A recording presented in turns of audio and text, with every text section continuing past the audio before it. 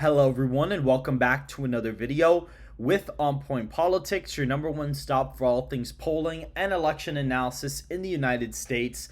And today we're going to be looking at the latest Rasmussen poll and where the individual states essentially line up to. Make sure to hit the like button to subscribe if you want more content just like this. And so, looking at the Rasmussen crosstabs now, we see Donald Trump leads males by about 9 points. Harris leads females by about 5 points. By the way, this is a Trump +2 race now. Looking at 18 to 39, it is about just a point lead for Kamala Harris.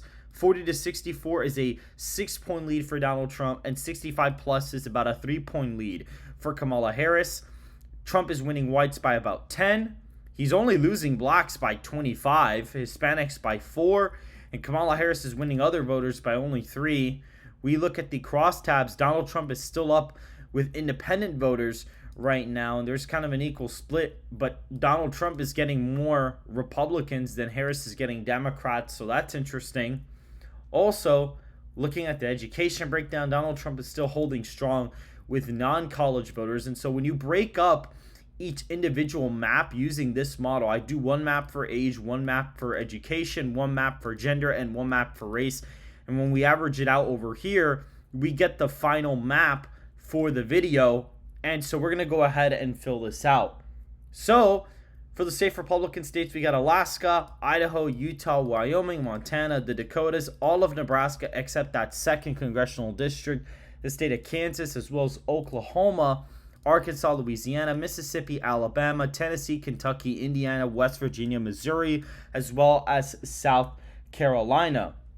By the way, guys, these are the only pollsters that are essentially a mainly independent pollster. There are a few others, but they are the biggest independent pollster who are pretty accurate. I mean, their final average in 2020 was Biden plus 5.2. That's a pretty spot-on prediction, a spot-on aggregate, and kind of lines up with what our average had for 2020, which was a Biden plus 5.1 lead, so right about there.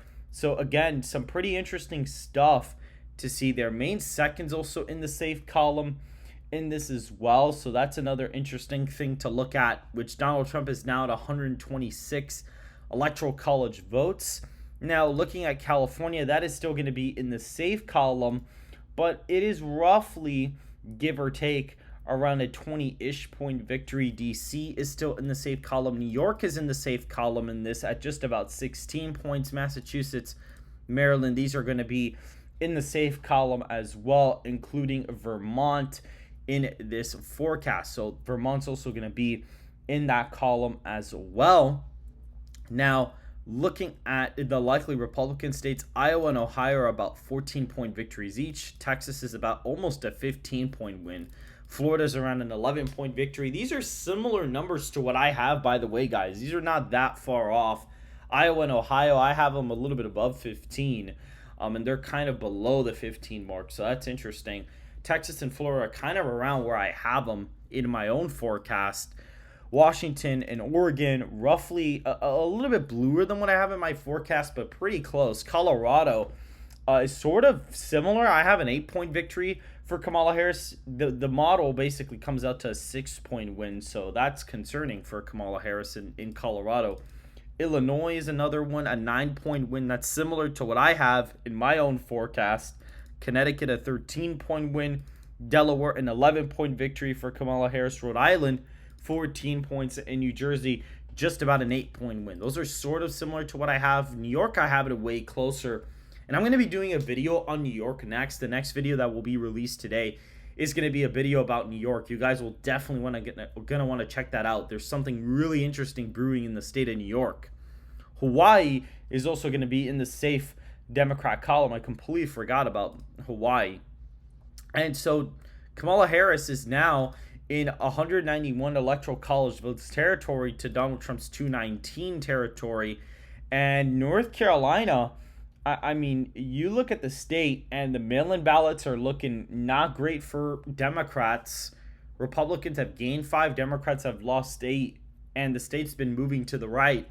And the model does have it going to Trump by 9.5, which would kind of make sense for our +2 national environment because the states voted to the right of the nation by 6 points. every cycle. And so if it is a Trump +2 national environment, if Donald Trump's doing better than expected with Hispanic and African American voters, it would make sense for the state to probably trend a point to the right. Hence why you do see that movement there. And so this actually makes perfect sense for a Republican +2 national environment. Georgia is a 6.6 percentage point victory in this forecast. So again, a pretty big win here. This is somewhat similar to what I have it at as well. Well, actually, no. In my thing here, it actually tells me Georgia's a 9-point victory. So that's pretty impressive. Arizona is the one that's about a 6-point win there. But that is crazy. I mean, I guess since Donald Trump is doing really good with African American voters in the crosstabs, that's probably why he's doing so well in both of these states. Georgia does actually narrowly vote to the right of North Carolina in this scenario, but it's probably because the white vote is a smaller lead than what it was in 2020, even though I don't expect that to be the case. So in reality, I think North Carolina is going to probably vote to the right of Georgia either way. Nevada is also a little bit above a 5-point win. So again, very impressive stuff. Looking at Wisconsin and Pennsylvania, those are both 5.5-point victories each as well. So fairly similar to what I have in the Electoral College. New Mexico is around a 2-point victory, kind of what I have. They have Virginia as a 1.4 percentage point win when we modeled it out. Nebraska, I have it as a 1.5. The model has it as a 3-point win for the latest Rasmussen poll. And looking at Michigan, I have it as about a 3.5-point win. They have it as 3.9% in the model.